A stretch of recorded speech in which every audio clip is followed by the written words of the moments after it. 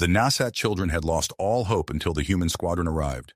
As the UEFS Prometheus, Earth's most advanced research vessel, touched down on the alien world, a flicker of possibility ignited in the hearts of the dying species. For years, the Nasats had battled a relentless plague that ravaged their reproductive systems. Adults became infertile, and no new offspring were born. The once thriving civilization now faced extinction, its population aging rapidly, with no future generation to take its place. Nasat scientists worked tirelessly, pouring every resource into finding a cure. But their efforts proved fruitless. As desperation set in, the alien government made a decision that would alter the course of their history. They reached out to humanity for help. The United Earth Federation responded swiftly, dispatching the Prometheus and its crew of elite scientists. Among them was Dr. George Grant, a xenobiologist renowned for his groundbreaking work in interspecies reproduction. As the ship landed, Dr. Grant stepped onto Nasat soil, his mind already racing with potential solutions. Uko, the lead Nasat scientist, greeted the human team. His large compound eyes reflected a mix of hope and fear as he led them to the research facility. Inside, he briefed Dr. Grant on the full extent of the crisis. The plague had decimated their population, leaving behind a world of elders with no children to nurture. Without wasting a moment, the human-alien team dove into their work. They explored various avenues: genetic manipulation, artificial insemination, and even the controversial idea of human-Nasat hybridization. Each experiment brought new challenges and setbacks. The clock ticked relentlessly as more Nasats succumbed to old age. Tensions rose between the human and Nasat scientists as experiment after experiment failed. The weight of an entire species' survival pressed down on their shoulders.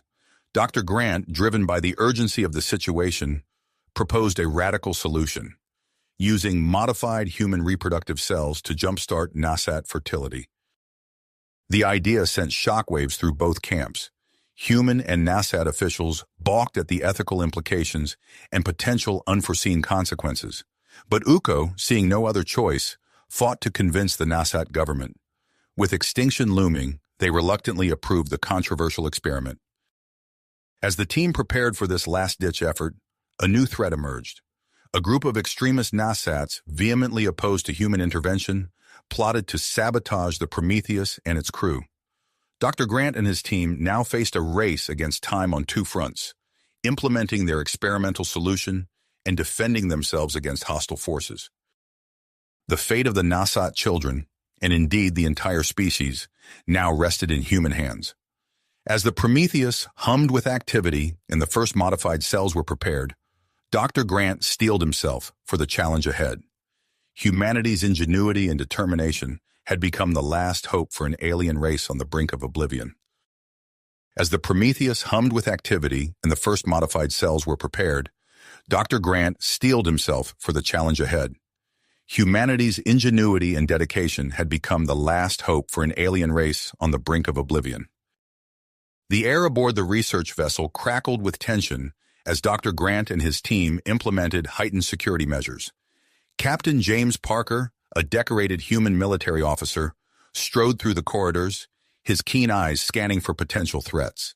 He had been recruited to oversee the protection of the Prometheus and its crucial experiments. "I want round-the-clock patrols," Parker instructed his squad of highly trained security personnel. "No one enters the labs without proper clearance. Understood?" The team nodded in unison, their faces set with perseverance. As they dispersed to their assigned posts, Dr. Grant approached the captain. "Thank you for your assistance, Captain," Grant said, extending his hand. "We can't afford any setbacks at this stage." Parker clasped the scientist's hand firmly. "We'll keep you safe, Doctor. Just focus on saving those Nasat children." In the dedicated lab space aboard the Prometheus, Dr. Grant and Uko began the delicate process of modifying human reproductive cells. The room buzzed with the hum of advanced genetic manipulation tools and incubation chambers. Uko's compound eyes darted between microscopes and holographic displays, his mandibles clicking with nervous energy. "We must be precise," Uko chittered. "The slightest miscalculation could doom our entire species." Grant nodded, his brow furrowed in concentration as he carefully manipulated a strand of DNA. We'll get it right, Uko. We have to. Days turned into weeks as the team worked tirelessly, conducting numerous trials and facing repeated setbacks. Each failure greatly troubled on their shoulders, but they pressed on, driven by the knowledge that an entire civilization's future depended on their success. Outside the Prometheus, tension on the Nasat homeworld escalated. A group of extremists, led by a charismatic female named Zira, gained traction among those who feared human interference. Zira's voice rang out over the crowd gathered at the spaceport where the Prometheus was docked. "We must not allow these aliens to meddle with the very essence of our being," she declared, her antenna quivering with emotion. "Let us face our fate with dignity, not become guinea pigs for human experiments." The crowd chittered and clicked in agreement, their agitation growing. Ambassador Michael Roberts, newly arrived from Earth, watched the scene with concern. He turned to his Nasat counterpart, a wizened elder named Creek. "We need to address this unrest," Roberts said. "Can you arrange a meeting with your government officials? We must find a way to reassure your people." Crick's antennae drooped. "I will try, Ambassador, but fear and desperation make for volatile politics." As the diplomatic dance unfolded planetside, a breakthrough occurred in the Prometheus lab. Dr. Grant's eyes widened as he peered into a microscope, scarcely daring to believe what he saw. "Uko!" he called out, his voice trembling with excitement. "Come look at this!" The Nasat scientist scuttled over, his compound eyes focusing on the image. There, nestled in the artificial environment, was a tiny cluster of cells, a viable hybrid embryo created from modified human sperm and a Nasat egg. We did it," Uko whispered, his voice filled with awe. The lab erupted in cautious celebration as the team carefully transferred the embryo to an artificial womb. Dr. Grant initiated the monitoring protocols, his heart racing with a mix of hope and trepidation. "Now we wait," he said, his eyes fixed on the incubation chamber. "And hope." But their elation was short-lived. In the dead of night, alarms blared throughout the Prometheus, jolting the crew from their sleep. Captain Parker's voice crackled over the intercom. "Security breach in Lab Section A. All personnel to battle stations." Grant and Uko raced to the lab, their hearts pounding. As they rounded the corner, they came face to face with a group of Nasat extremists, their chitinous bodies gleaming in the emergency lights. Captain Parker and his team had their weapons trained on the intruders, creating a tense standoff. "Step away from the lab equipment," Parker barked, his finger poised on the trigger. One of the extremists lunged forward, knocking into the delicate artificial womb. Time seemed to slow as the incubation chamber teetered, then crashed to the floor. Alarms shrieked as the environmental controls fluctuated wildly. "No!" Grant cried out, diving toward the fallen equipment. His hands shook as he assessed the damage, acutely aware of the firefight erupting around him. Uko crouched beside him, frantically working to stabilize the chamber. "We're losing containment," Uko chittered, his voice infused with panic. "The embryo won't survive these conditions." As security subdued the last of the intruders, Grant and Uko fought their own battle against time. They worked in perfect synchronization, human and Nasat united in their desperate bid to save the fragile life they had created. Hours later, as the first light of dawn crept across the alien world, Grant slumped against the lab wall, exhaustion etched on his face. The repaired incubation chamber hummed softly beside him, its readout stable but uncertain. Uko approached, his antennae twitching nervously. "What now, Dr. Grant?" Before the human could respond, Ambassador Roberts entered the lab, his face grim. "We need to talk," he said. "All of us. This incident has forced both our peoples to a crossroads." As Grant nodded wearily, his gaze drifted to the incubation chamber. Within its confines, barely visible to the naked eye, the hybrid embryo clung to life, a tiny, fragile symbol of hope for two species on the brink of an uncertain future. As the first light of dawn crept across the alien world, Dr. Grant's gaze drifted from the incubation chamber to the faces of his exhausted team. The hybrid embryo had survived the night's chaos, but the near loss served as a stark reminder of the precarious nature of their work. Captain Parker strode into the lab, his expression grim. "We need to tighten security," he announced, eyeing the damaged equipment. I'm implementing new protocols effective immediately. Over the next few days, the Prometheus transformed into a veritable fortress. Advanced surveillance systems were installed throughout the ship, and Parker's security team conducted rigorous screenings of all personnel. The lab itself became a restricted zone, accessible only to essential staff with the highest clearance levels. Dr. Grant watched as a technician calibrated a new biometric scanner at the lab entrance. Is all this really necessary, Captain? He asked, gesturing at the array of security measures. Parker's teeth gritted. After what happened, absolutely. We can't risk another breach. As the security overhaul proceeded, Grant found himself grappling with a new dilemma. The setback had highlighted the fragility of their single embryo approach. He paced the lab, mind racing, before calling Uko over to his workstation. We need to accelerate our research, Grant explained, pulling up a series of genetic models on his holoscreen. I propose creating multiple hybrid embryos simultaneously, each with slightly different modifications. It increases our chances of success. Uko's antennae twitched nervously. Multiple embryos? But the ethical implications— I know, Grant interrupted, running a hand through his hair. But we're running out of time. Your people are dying, Uko. We need to take calculated risks. The lab buzzed with debate as Grant presented his proposal to the team. Dr. Elena Rodriguez, a geneticist from Argentina, voiced her concerns. Creating multiple embryos that may not survive. It feels wrong. I understand your reservations, Grant replied, his voice steady, but we must weigh the ethical cost against the potential to save an entire species.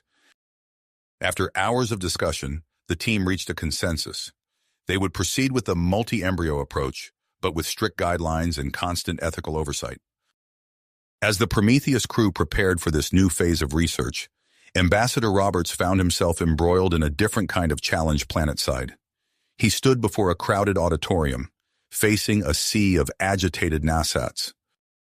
I assure you, Roberts said, his voice amplified by the translator device, that the human research team has only the best intentions for your people. We are here to help, not to interfere with your way of life. Chittering filled the air as the Nasats debated among themselves. Suddenly, a young male pushed his way to the front of the crowd. I am Crix, he announced, his voice steady despite the nervous twitch of his antenna. I volunteer for the experiments. Let me be part of saving our species. A hush fell over the auditorium, broken only by the furious clicking of mandibles as the crowd reacted to Crix's bold statement. Back on the Prometheus, Dr. Grant and Uko worked tirelessly to implement the new multi-embryo approach. They designed a series of specialized incubation chambers, each mimicking different aspects of Nasat and human reproductive environments. Environmental controls stable in chambers 1 through 4, Uko reported, his compound eyes fixed on the readouts. Initiating embryo transfer. Grant nodded, carefully manipulating the delicate equipment. Commencing genetic sequencing for embryos 5 through 8. Days blurred into nights as the team monitored the developing hybrid embryos around the clock. Grant found himself spending more and more time in the lab, catching brief naps on a cot in the corner. It was during one of these late-night monitoring sessions that Grant noticed something unusual. He blinked, certain his exhausted mind was playing tricks on him. But no, the data was clear. Uko, he called out, his voice echoing in the quiet lab. Look at embryo number 3. Its development rate, it's accelerated far beyond the others. The Nasat scientist scuttled over, mandibles clicking rapidly as he examined the data. Impossible, he chittered. The growth rate is nearly double that of a normal Nasat embryo. Excitement and apprehension warred within Grant as he studied the rapidly developing embryo. We need to run more tests, he said. This could be a breakthrough, or a complication we never anticipated. As the research team grappled with this unexpected development, they were unaware of the storm brewing outside the Prometheus. Zira, the leader of the Nasat extremist group, stood before a gathered crowd, her antennae quivering with rage. The humans are creating abominations, she declared, her words spreading through the assembled Nasats like wildfire. They seek to replace us with their monster babies. The crowd's agitation grew, their chittering rising to a fever pitch. Among them, hidden from view, a NASAT wearing the insignia of the research team slipped away, clutching a data pad containing leaked information about the accelerated embryo. Zira's followers grew bolder, blocketing supply routes to the Prometheus and harassing NASAT citizens who supported the human researchers. The situation was rapidly spiraling out of control. Captain Parker stood on the bridge of the Prometheus, his face illuminated by the glow of tactical displays. "We need reinforcements," he said into the comm unit. "Request immediate deployment of peacekeeping forces." As a contingent of human peacekeepers arrived on the NASAT homeworld, Dr. Grant made a discovery that would change everything. He stared at the brain scans of the rapidly developing embryo, his eyes wide with disbelief. "The cognitive development," he muttered, "it's off the charts. This hybrid, it could possess intellectual capabilities far beyond anything we've seen in humans or NASATs." The implications of this discovery sent shockwaves through the research team. They now faced a crucial decision: continue developing this potentially superior hybrid, or focus on creating embryos that more closely resembled traditional NASATs. Dr. Grant called for an emergency meeting with Ambassador Roberts, Captain Parker, and key members of the NASAT government. As they gathered in the Prometheus's conference room, the weight of their decision hung heavy in the air. Outside, the situation had reached a boiling point. Zira's followers, having infiltrated the spaceport staff, launched a coordinated attack on the ship's life support systems. Alarms blared throughout the Prometheus as Captain Parker and his security team rushed to defend the vessel. The fate of two species now balanced on a knife's edge, with the survival of the hybrid embryos threatened by both biological uncertainty and external attack. As laser fire echoed through the corridors of the Prometheus, Dr. Grant knew that the decisions made in the coming hours would shape the future of humanity and the NASATs alike. As laser fire echoed through the corridors of the Prometheus, Dr. Grant knew that the decisions made in the coming hours would shape the future of humanity and the NASATs. The acrid smell of smoke filled the air as Captain Parker burst into the lab, his face streaked with sweat and grime. "We're evacuating," he barked, his eyes scanning the room. "Grab what you can and move out. Now!" Grant's heart raced as he looked at the incubation chambers. "We can't leave the embryos," he said, his voice tight with urgency. Parker nodded sharply. "I know. We've got a plan. Uko, help Dr. Grant secure the chambers. We're taking them with us." The lab erupted into controlled chaos as the team rushed to prepare the delicate equipment for transport. Grant's hands shook as he carefully disconnected the power supply to the main incubation unit, praying the backup systems would hold. "Environmental controls stable," Uko chittered, his compound eyes fixed on the readouts. "We're ready for transport." As they maneuvered the precious cargo through the ship's corridors, explosions rocked the Prometheus. Grant stumbled, nearly losing his grip on the incubation chamber. A strong hand steadied him. Ambassador Roberts, his face grim with dedication. "I've got you," Roberts said, helping to support the weight of the chamber. "Let's get these embryos to safety." They reached the bridge, where Parker was orchestrating a daring escape plan. The view screen showed a sea of hostile NASATs surrounding the ship, their weapons trained on the Prometheus. "Activating shield harmonics," Parker announced, his fingers flying over the control panel. "Initiating emergency launch sequence." The ship shuddered as its advanced defensive systems came online. A shimmering energy field enveloped the Prometheus, deflecting the incoming fire from the extremist weapons. "Hold on to something," Parker warned as he engaged the main thrusters. The Prometheus lurched upward, breaking free from the spaceport's docking clamps. Grant's stomach dropped as the ship accelerated, pushing through the planet's atmosphere. He watched the NASAT homeworld shrink beneath them, a mix of relief and anxiety washing over him. Once they reached a stable orbit, Grant and his team immediately began assessing the damage to their research. The lab was in disarray, equipment scattered and broken. Grant's heart sank as he realized several of the incubation chambers had been damaged in the chaos. "Embryo Alpha is stable," Uko reported, his antennae twitching with nervous energy. "But we've lost chambers 2, 4, and 7.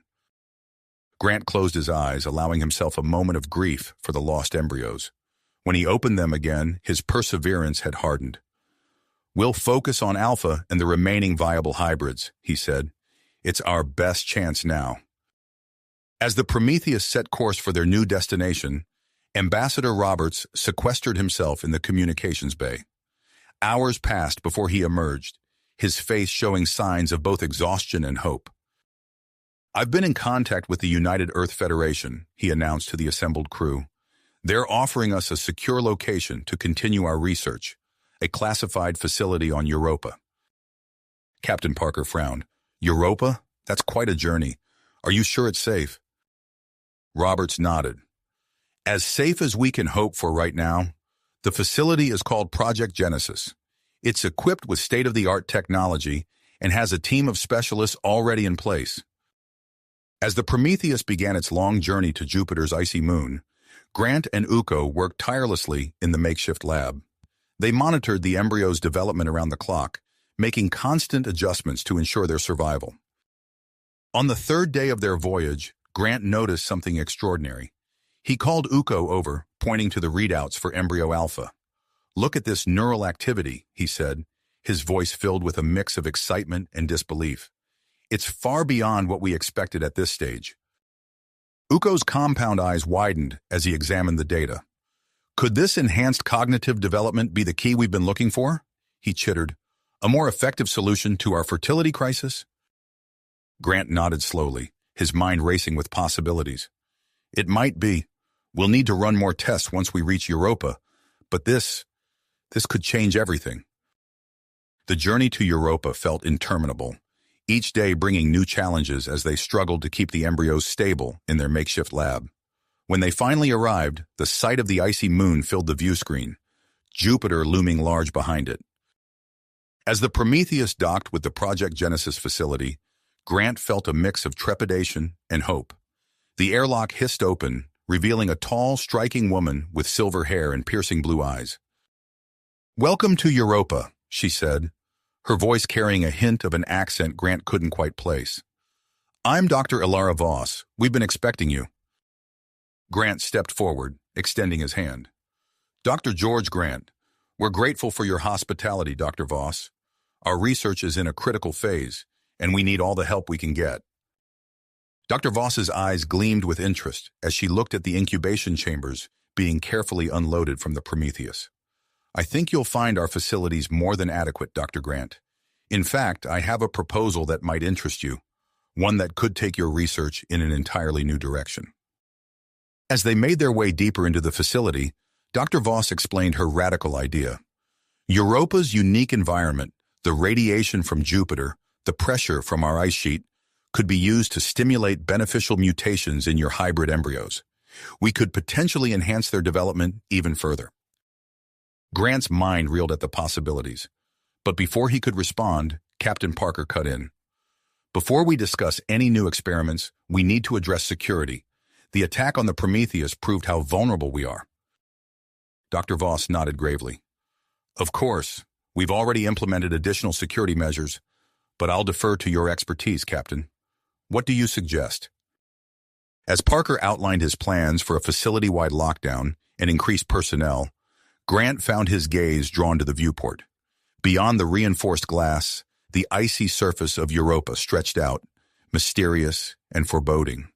He couldn't shake the feeling that this frozen world held both incredible promise and unknown dangers for their groundbreaking research. In the depths of space, a small ship carrying Zira and her most devoted followers changed course, its navigation system locked onto the coordinates of Jupiter's icy moon.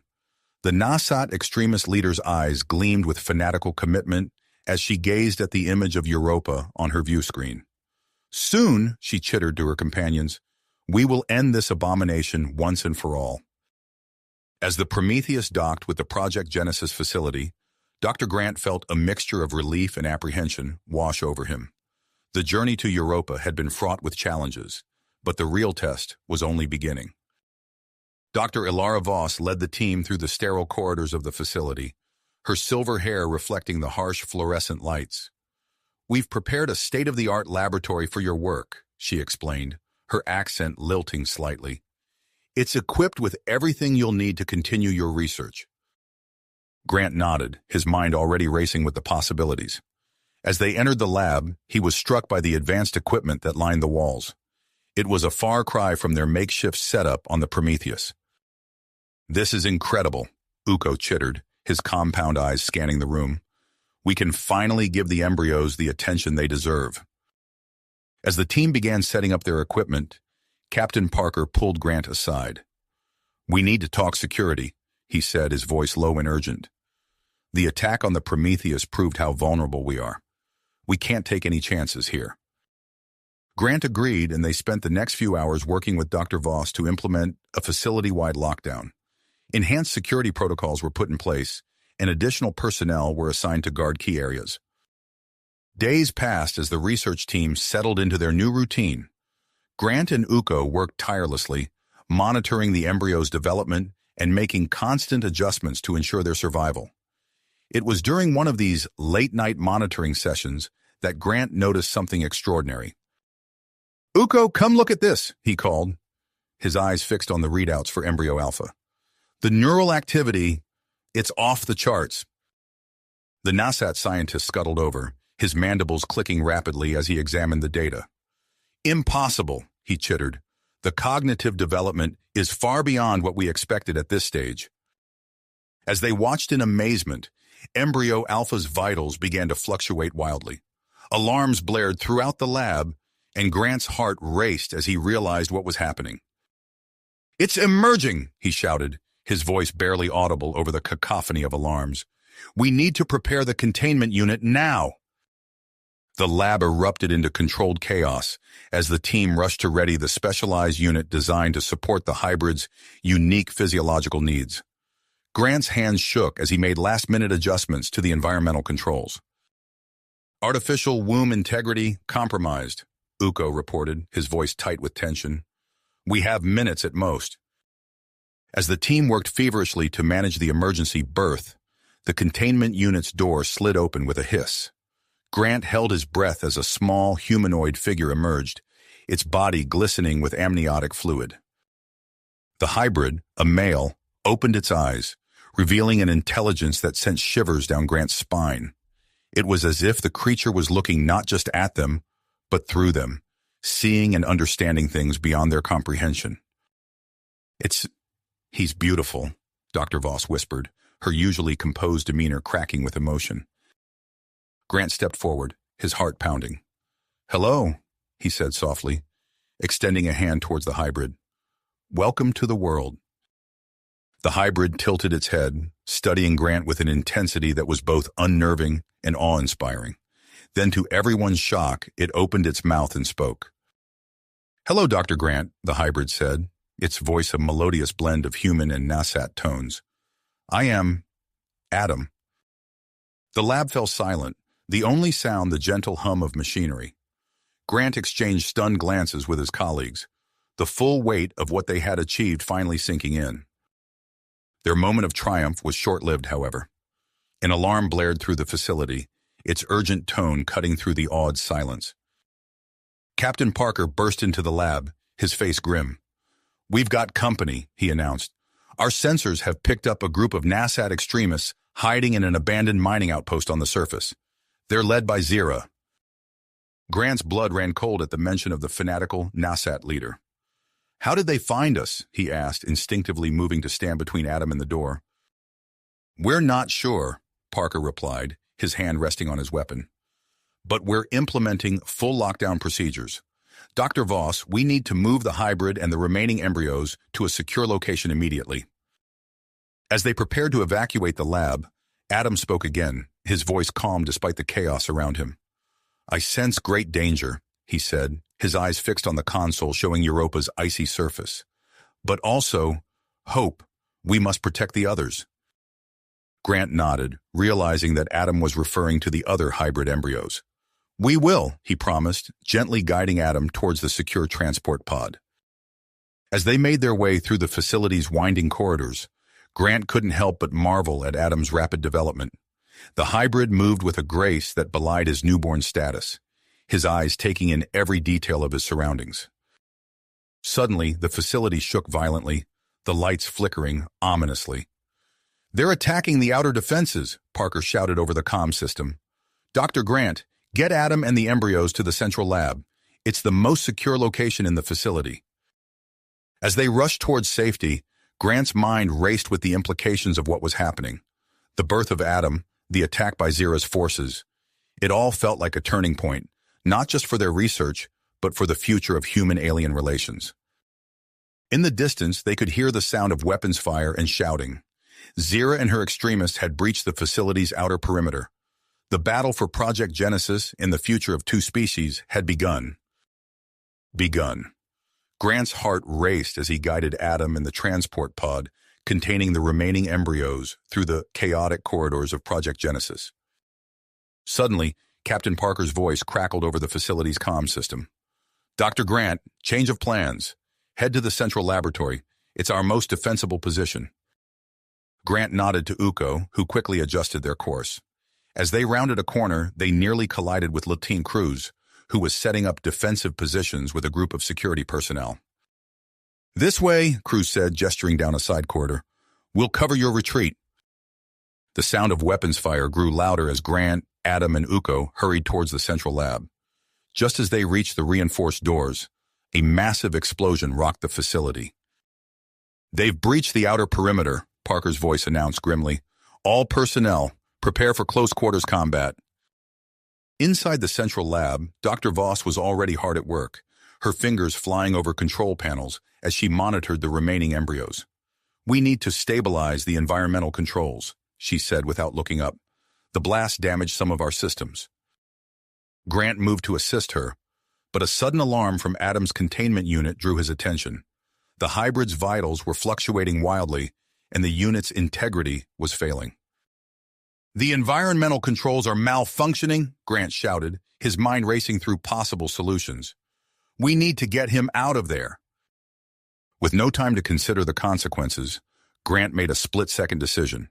He released the containment unit's seals and carefully lifted Adam out, cradling the hybrid in his arms.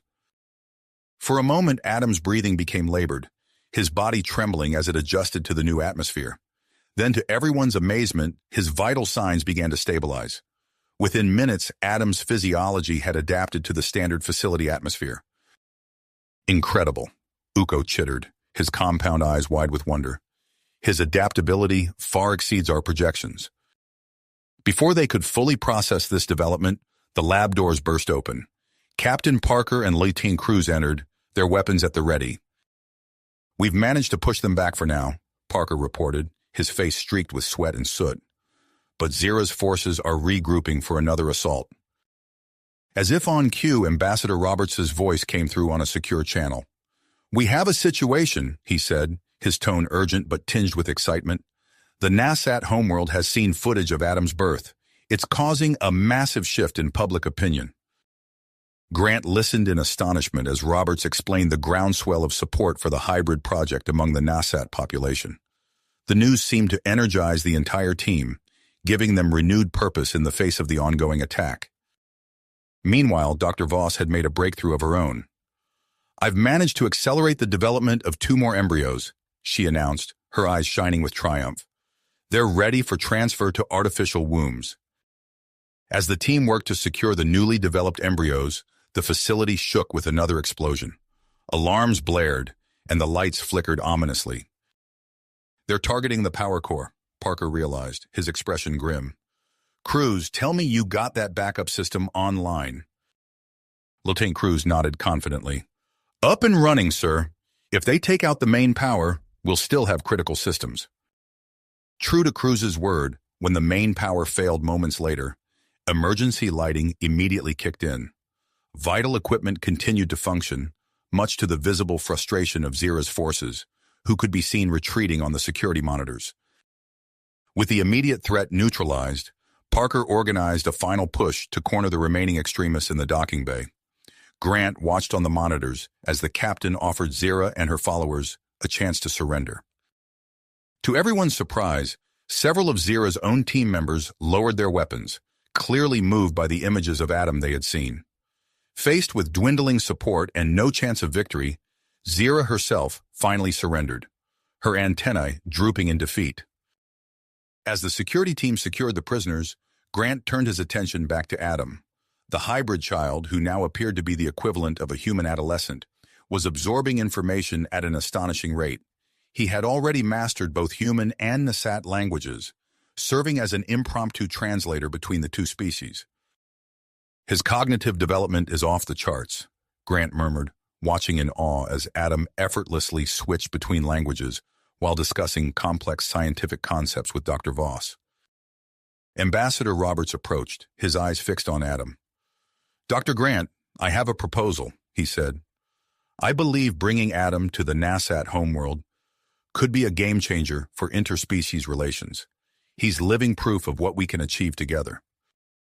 Grant's initial excitement was tempered by concern.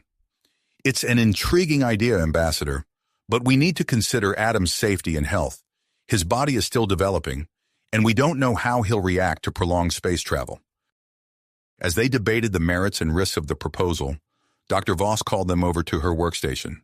"You need to see this," she said, her voice filled with impossibly strong excitement. "The genetic modifications in Adam and our new embryos, they're inheritable. This could be the long-term solution to the Nasat fertility crisis we've been searching for." The implications of this discovery were staggering. If successful, Adam's visit to the Nasat homeworld could not only help heal the current societal rifts, but also secure the future of the Nasat species for generations to come. Grant looked at Adam, who was listening to their conversation with keen interest. "What do you think?" he asked the hybrid. "Are you ready for a journey to the Nasat homeworld?" Adam's eyes, filled with a wisdom far beyond his apparent years, met Grant's gaze. "I understand the importance of this mission," he said, his voice a harmonious blend of human and Nasat tones. "I am ready to face whatever challenges lie ahead." As the team began preparations for a series of medical evaluations to determine Adam's fitness for the journey, Grant couldn't help but feel a mix of pride and apprehension. They stood on the brink of a new era in human-Nasat relations, with Adam as the bridge between their two species. The success or failure of their next steps could reshape the future of interstellar cooperation. With Zira's threat neutralized and new possibilities on the horizon, the atmosphere in Project Genesis buzzed with cautious optimism. As Grant watched Adam interact seamlessly with both humans and Nasats, he realized that their creation was more than just a scientific breakthrough. It was the key to a shared future between two worlds. As Grant watched Adam interact seamlessly with both humans and Nasats, he realized that their creation was more than just a scientific breakthrough. It was the key to a shared future between two species. However, this future was about to face its greatest test yet. The next morning, as the team began preparations for Adam's journey to the Nasat homeworld, an alarming incident occurred. Adam suddenly collapsed, his body convulsing violently. Dr. Voss rushed to his side, her expert hands moving swiftly to stabilize him. "We need to run a full diagnostic," she ordered, her voice tense. "This isn't a simple seizure." Hours later, Grant stood before a holographic display of Adam's physiology, his brow furrowed in concentration. The data scrolling across the screen painted a troubling picture. "His human and Nasat traits are fighting for dominance," Grant explained to Ambassador Roberts. "The rapid growth and development have led to unforeseen complications. His body is struggling to maintain balance." Roberts frowned, his eyes fixed on Adam's unconscious form in the medical bay. "This complicates matters significantly. The Nasat population is growing restless. We need Adam on their homeworld as soon as possible." "Ambassador, we can't risk Adam's health," Grant argued. "We need time to stabilize his condition." Their debate was interrupted by Captain Parker, who entered the lab with a grim expression. "We've got another problem. The United Earth Federation is demanding full access to our research data. They're concerned about potential military applications." The news sent a ripple of tension through the room. Dr. Voss looked up from her workstation, where she had been monitoring the development of 2 more hybrid embryos. "That's not possible. Our work here is too sensitive, too important." As the team grappled with these new challenges, Adam stirred in the medical bay. His eyes opened, revealing a depth of understanding that belied his young age. "I heard everything," he said, his voice weak but steady. "We must go to the Nasat homeworld. It's the only way." Grant approached Adam's bedside, concern etched on his face. Adam, your condition is unstable. We need to ensure your safety first. Adam shook his head, a determined gleam in his eyes. Time is running out. I can feel it. We must act now.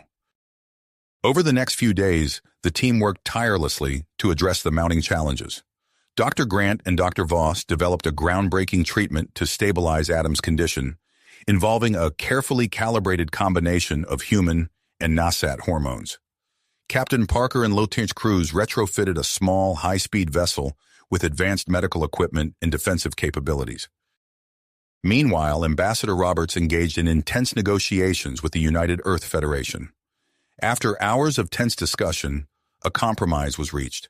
A small team of Federation scientists would join the mission, granted limited access to the research while maintaining Project Genesis's autonomy. As the departure date approached, Dr. Voss made a breakthrough with the other hybrid embryos. 2 female hybrids, named Eva and Lily, were successfully brought to term. Unlike Adam, they exhibited more stable physiological traits, a testament to Dr. Voss's refined techniques. On the eve of their departure, a message arrived from the NASAT homeworld. Crix, the young male NASAT who had been leading the pro-hybrid movement, offered to act as a liaison between the human team and the NASAT population. This could be invaluable, Roberts said, reading the message aloud. Crix can provide crucial insights into the current social and political climate. As the team made final preparations, Adam experienced a sudden surge in cognitive abilities. He effortlessly switched between complex discussions of human and NASAT cultures, demonstrating an unprecedented understanding of both societies. The day of departure arrived. The mission vessel hummed with energy as the team boarded. Grant helped Adam into a specially designed medical pod, ensuring he was comfortable for the journey. Are you ready? Grant asked, studying Adam's face closely. Adam nodded, a mix of excitement and apprehension in his eyes. I am. This is what I was created for, isn't it? To bring our species together. As the vessel lifted off from Europa's icy surface, Grant couldn't help but feel a sense of trepidation. They were venturing into uncharted territory, both scientifically and diplomatically. The success of this mission could reshape the future of human-alien relations. Through the viewport, Grant watched as Project Genesis grew smaller, the facility that had been their home and laboratory disappearing into the vast expanse of space. Ahead lay the NASAT homeworld, a planet of unknowns and potential dangers. Adam's voice broke through Grant's thoughts. Dr. Grant, I've been analyzing the data on NASAT social structures. I believe I've identified several key strategies that could help us navigate their political landscape. Grant turned to Adam, marveling at the hybrid's rapid intellectual growth. As Adam began to outline his ideas, Grant realized that their creation had become more than just a bridge between species. Adam was now an active participant in shaping the future they all hoped to build. The mission vessel accelerated, carrying its unique crew towards their rendezvous with Crix and the challenges that awaited them on the NASAT homeworld. As they journeyed deeper into space, the team knew that the true test of their work, and of Adam himself, was only just beginning. As the mission vessel accelerated towards the NASAT homeworld, the team's excitement was palpable. However, their elation was short-lived. 3 days into their journey, Adam's vital signs began to fluctuate wildly. Dr. Grant rushed to the medical bay, finding Dr. Voss already hunched over Adam's pod, her fingers flying across the control panel. His hormone levels are destabilizing, Dr. Voss reported, her voice tense. The space travel is affecting his hybrid physiology more than we anticipated. Grant joined her at the console, studying the rapidly changing data. We need to adjust the treatment, increase the human growth hormone by 15%, and decrease the NASAT pheromone output. For the next 48 hours, Grant and Voss worked in shifts, constantly monitoring and tweaking Adam's hormone treatment. The rest of the team watched anxiously as Adam's condition wavered between stability and crisis. Finally, as the ship entered NASAT orbit, Adam's eyes fluttered open. "We've arrived?" he asked, his voice weak but steady. Grant smiled, relief washing over him. "Yes, we're here. How do you feel?" Different, Adam replied, his brow furrowing. But stable. I think I'm ready. As the ship descended through the Nasat atmosphere, Grant briefed the team on the landing protocols. The vessel touched down in a large open area near the Nasat capital city. The moment the doors opened, they were hit by a wall of sound. A massive crowd of Nasats had gathered, their antennae waving in excitement. At the forefront stood Crix, his eyes shining with anticipation. However, the welcoming cheers were punctuated by angry shouts. Grant spotted a smaller group of Nasats off to the side, waving protest signs and trying to push past the security barriers. Captain Parker's voice crackled over the comm system. "Security perimeter established. Dr. Grant, it's safe to disembark." Grant helped Adam to his feet, supporting him as they walked down the ramp. The hybrid steps were unsteady at first, but he gained confidence with each stride. Crix approached, his antennae twitching in a gesture of respect. "Welcome to our world," he said, his voice carrying a mix of awe and excitement. "We have much to discuss." As Crix led them towards a waiting transport, the protesters grew louder. One broke through the security line, charging towards Adam with a look of fury. In a flash, Latane Cruz intercepted the attacker, swiftly immobilizing him. The crowd gasped, then fell silent. Adam stepped forward, his eyes locked on the struggling protester. "I understand your fear," he said, his voice carrying clearly across the landing area. "Change can be frightening, but I am not here to replace you. I'm here to help ensure your future." The protester stopped struggling, staring at Adam in shock. The hybrid's words seemed to ripple through the crowd, transforming the atmosphere from tense to curious. Ambassador Roberts seized the moment, addressing the gathered Nasats. "We come in peace and with hope. The research we bring could be the key to solving your fertility crisis." As they boarded the transport, Grant noticed the protesters' signs lowering, their expressions shifting from anger to uncertainty. The next few days passed in a whirlwind of activity. Dr. Voss and Grant worked tirelessly to set up their temporary research facility, while Ambassador Roberts engaged in marathon negotiation sessions with the Nasat government. Public demonstrations of their work drew massive crowds. The Nasats were particularly fascinated by Eva and Lily, the twin hybrid females who were developing at an astonishing rate.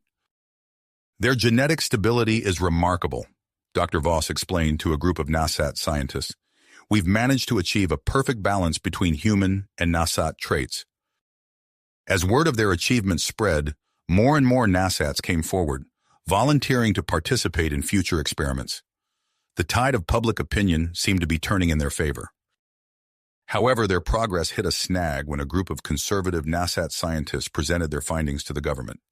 Grant watched the broadcast with a sinking heart as the lead scientist spoke. "While the hybrid program shows promise, our models suggest that widespread adoption could lead to the extinction of pure Nasat genetic lines within 10 generations, the scientist declared. The announcement sparked fierce debates across the planet. Grant could feel the fragile support they had built beginning to crumble. It was Dr. Voss who proposed a solution. In a packed auditorium, she addressed the Nasat scientific community. "We understand your concerns," she began. "That's why we propose a two-pronged approach. We'll continue the hybrid program, but also intensify our efforts to cure the original Nasat infertility problem." Her words struck a chord. The Nasat scientists buzzed with excitement, and even the government representatives nodded approvingly.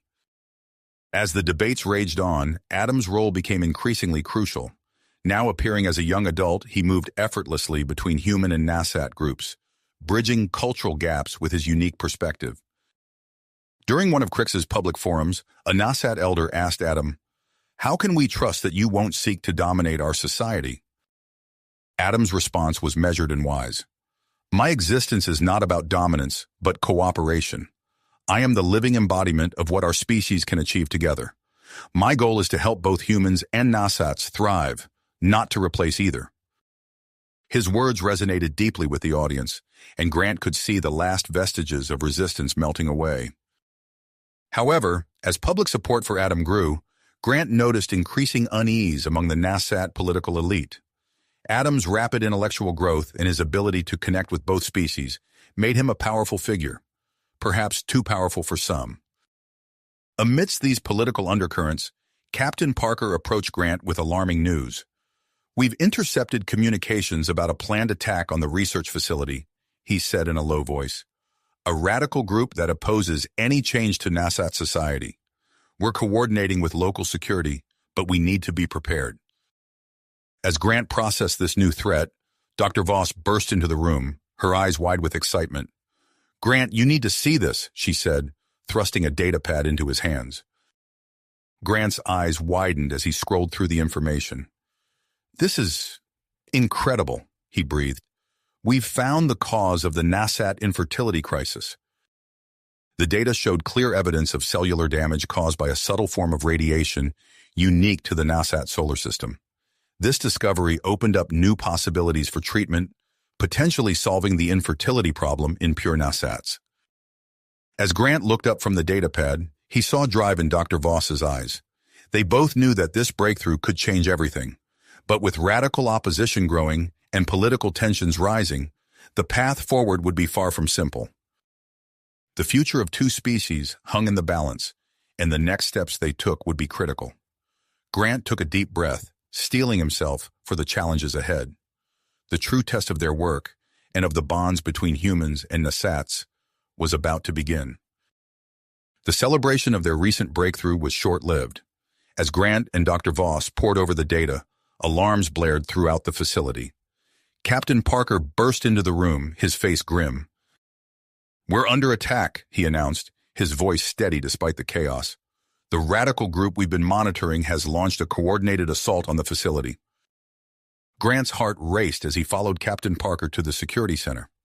Monitors displayed multiple breach points, with attackers swarming towards the main laboratory. "Dr. Voss, secure the critical research data," Grant ordered. "I'll help evacuate the non-essential personnel." As Grant rushed through the corridors, directing staff to safety, he heard the sharp crack of weapons fire. Lieutenant Cruz's voice crackled over the comm system. "We've engaged the hostiles at the east entrance. Local Nasat security forces are providing backup." The next hours passed in a blur of smoke, shouting, and the acrid smell of burnt circuitry. When the attack was finally repelled, Grant surveyed the damage with a heavy heart. Crucial equipment lay in ruins, and the labs were in disarray. "This will set us back weeks, maybe months," Dr. Voss said, her voice tight with frustration. Before Grant could respond, a planet-wide broadcast interrupted their conversation. The Nasat Prime Minister appeared on screen, his antennae rigid with tension. "In light of today's attacks, we are declaring a state of emergency," the Prime Minister announced. "Strict security measures will be implemented immediately to ensure the safety of all citizens and our esteemed human guests." The declaration sent shockwaves through the planet. Within days, protests erupted in major cities. Grant watched from the facility's windows as throngs of Nasats filled the streets, some supporting the hybrid program, others vehemently opposing it. Amidst the chaos, Adam approached Grant, his eyes reflecting a wisdom beyond his years. "Dr. Grant, I believe I have a solution that could address the concerns of both sides." Adam outlined his plan for two separate but interconnected colonies, one for hybrids and another for pure Nasats. As he spoke, Grant felt a glimmer of hope. "It's an ambitious proposal," Grant admitted, "but it could work. We'll need to present this to the Nasat government and gain public support." As discussions about Adam's proposal gained traction, Dr. Voss made another startling discovery. She burst into Grant's office, her eyes wide with excitement. "Grant, look at these charts," she said, spreading out a series of data printouts. "Adam's rapid aging process is slowing down. Our latest projections suggest the hybrids may have significantly extended lifespans compared to both humans and Nasats." This revelation added fuel to the already raging debates. Grant found himself fielding endless questions from Nasat scientists and government officials, trying to explain the implications of this new development. Amidst the political turmoil, a familiar face arrived at the facility. Dr. Marcus Roberts, Ambassador Roberts' brother, and a renowned xenobiologist, stepped off the shuttle sent by the United Earth Federation. "Thought you could use an extra pair of hands," Marcus said, shaking Grant's hand warmly. "Let's see if we can't solve this puzzle and save an entire species, shall we?" With Marcus's expertise, the team made rapid progress on both the hybrid program and the radiation shielding technology. Grant worked tirelessly alongside his human and Nasat colleagues, pushing through exhaustion and setbacks. One evening, as Grant was reviewing the latest test results, Crix burst into the lab. The young Nasat's antennae were quivering with excitement. "Dr. Grant, you need to see this," Crix said, gesturing for Grant to follow him. Outside, Grant's jaw dropped. Stretching as far as he could see was a sea of Nasats, all gathered in peaceful demonstration. Banners supporting the hybrid program and Adam's two-colony proposal waved in the evening breeze. "There must be hundreds of thousands," Grant breathed, awestruck by the sight. Crix nodded, his eyes shining. "The people are with us, Dr. Grant.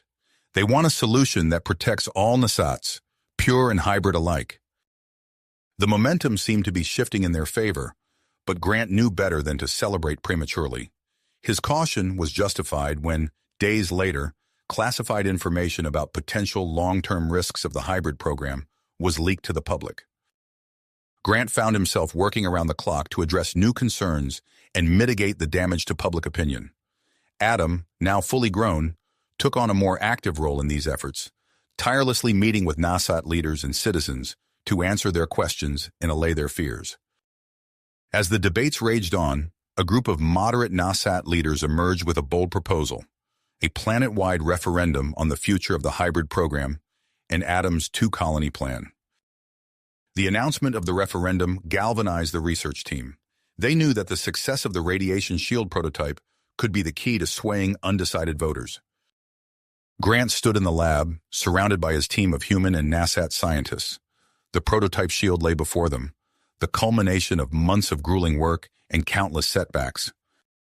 "This is it," Grant said, his voice steady despite the weight of the moment. "Let's run the final test." As the machine hummed to life, Grant held his breath. The future of two species hung in the balance, waiting for the results that would shape their destiny. Destiny of two species. The machine's hum intensified, and a blue glow emanated from the prototype shield. Grant's eyes darted between the readouts and the shield itself. His breath caught in his throat. Seconds stretched into an eternity as the team waited for the results. Suddenly, the computer chimed. Dr. Voss rushed to the terminal, her fingers flying over the keyboard. "It's working!" she exclaimed, her voice trembling with excitement. "The radiation levels are dropping rapidly. We've done it!" A collective cheer erupted in the lab. Grant felt a wave of relief wash over him, but he knew their work was a long way to go. They had mere hours before the referendum voting began, and they needed to get this information to the public. As the team scrambled to compile their findings, Grant's communicator buzzed. It was Captain Parker. "Dr. Grant, you need to see this," he said urgently. "Adam's about to make a planet-wide broadcast." Grant hurried to the nearest view screen, where he found Adam standing before a sea of cameras. The young hybrid's presence was commanding, his eyes filled with a wisdom that belied his age. "People of Nasat," Adam began, his voice clear and steady. "Today we stand at a crossroads. The choice before us is not just about hybrids or pure Nasats. It's about our future as a unified species." As Adam spoke, Grant watched in awe. The hybrid eloquently addressed the fears and hopes of both sides, weaving a vision of a future where pure Nasats and hybrids could coexist and thrive. "The two-colony solution isn't about separation," Adam continued. "It's about creating spaces where both pure Nasats and hybrids can flourish while working together for our shared future. And with the breakthroughs in radiation shielding, we now have hope for both paths forward." Grant saw Nasats in the audience nodding, their antennae twitching with interest. Adam's words were clearly resonating. As the broadcast concluded, reports began flooding in of a surge in support for the hybrid program. Grant allowed himself a moment of hope before the facility's alarms blared once again. Captain Parker's voice crackled over the intercom. "We've got multiple reports of attacks on voting centers. Extremist groups are trying to disrupt the referendum." Grant's heart sank, but he steeled himself for action. "What can we do?" "We've formed a joint human Nasat security force," Parker replied. "We're deploying to protect key locations. Dr. Grant, We need you to secure the research facility. It could be a target. For the next several hours, Grant coordinated with Dr. Voss and the research team to safeguard their vital data and equipment. Outside, they could hear the distant sound of skirmishes, but Captain Parker's team held the line. As dawn broke, the attacks subsided. The voting proceeded, with NASATs across the planet casting their ballots.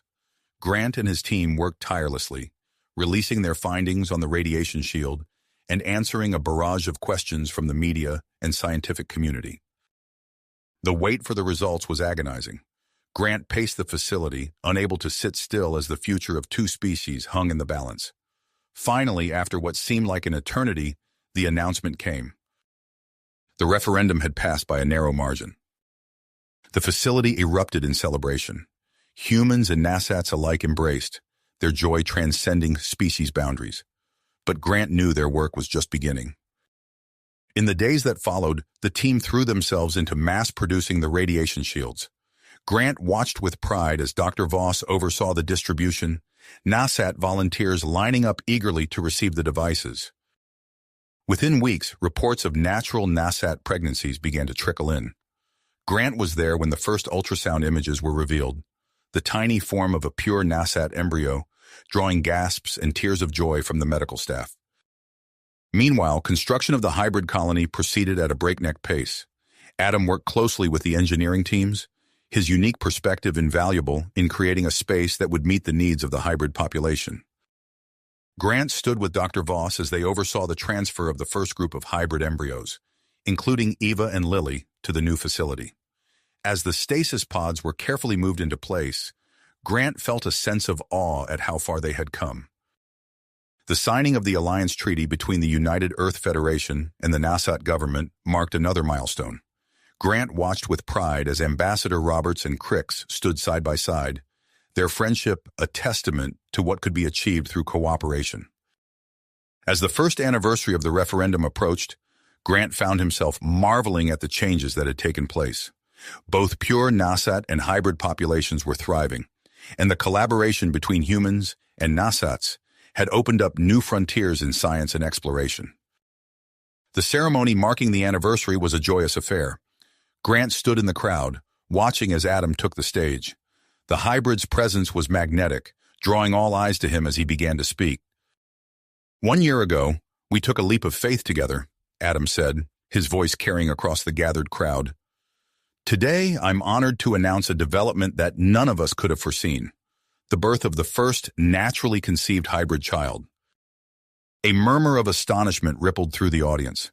Adam smiled, gesturing to a couple standing nearby, a NASAT mother and a human father, cradling a tiny bundle in their arms.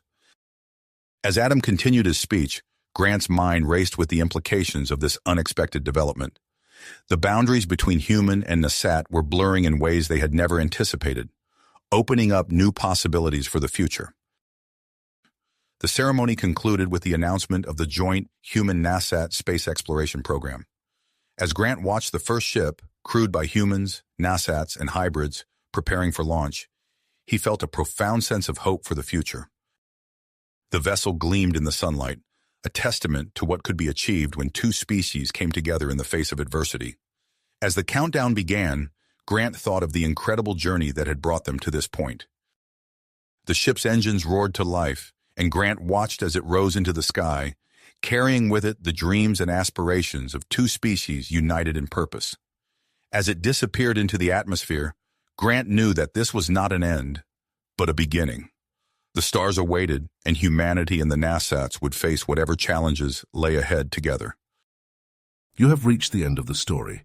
If you enjoyed this story and want to support us, please leave a like and subscribe to our channel, and for every comment that says 88, I will heart every single one of them. Thank you for your time.